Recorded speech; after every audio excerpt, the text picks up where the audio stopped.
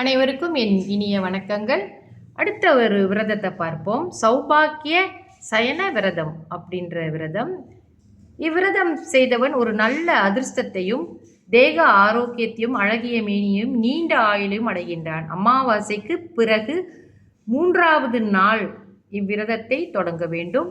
வைகாசியிலோ மார்கழியிலோ புரட்டாசி மாதத்திலோ தொடங்குவது உத்தமமாகும். தேவியை வழிபட்டு அந்தனர் தம்பதிகளுக்கு அறுசுவை உணவளித்து அநேக பரிசுகளை தர வேண்டும்.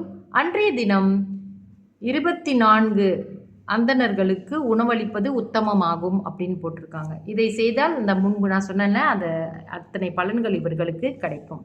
மிக முக்கியமாக நம்ம எல்லாம் அதிர்ஷ்டம் நம்மளுக்கு வரணும் என்று நினைக்கிறோம் அல்லவா? இப்படி செய்வதனாலே அதிர்ஷ்டம் நமக்கு கிடைக்கும், தேக ஆரோக்கியம் கிடைக்கும். மற்றும் இல்லாமல் இப்போ என்னென்னா நம்மளுக்கு இந்த அந்தணர்களுக்கு உணவளிப்பது மற்றும் அந்தணர் தம்பதியருக்கு பரிசு கொடுக்கணும், அறுசுவை உணவு கொடுக்கணும் அப்படிலாம் இங்கே போட்டிருக்காங்க. அதுக்கெல்லாம் நம்ம ஏற்பாடு செய்து அதற்கான பண வசதிகள்லாம் நம்மளுக்கு இருக்கணும் இல்லையா? ஆனால் அது ஏழையாக இருந்தால் எல்லளவாவது நம்ம செய்யறதுக்கு முயற்சி செய்யணும்.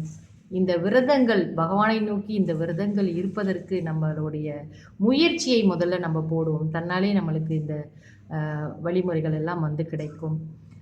அடுத்தபடியாக அடுத்த பதிவில் நம்ம சௌபாகிய விரதம் அப்படின்னா என்னன்னு பார்ப்போமே.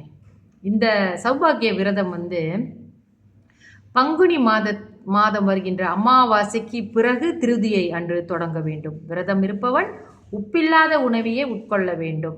விரதம் பூர்த்தியாகி பிராமணர்களுக்கு படுக்கை ஆசனங்கள் தானம் அளிக்கப்பட வேண்டும். அந்த அந்தணர் தம்பதியரை வரவழைத்து அவர்களுக்கு திருப்தியாக உணவளிக்க வேண்டும். அதே விரதத்தை மாசி அல்லது வைகாசி அல்லது புரட்டாசி மாதங்களிலும் தொடங்கி கடைபிடித்து வரலாம்.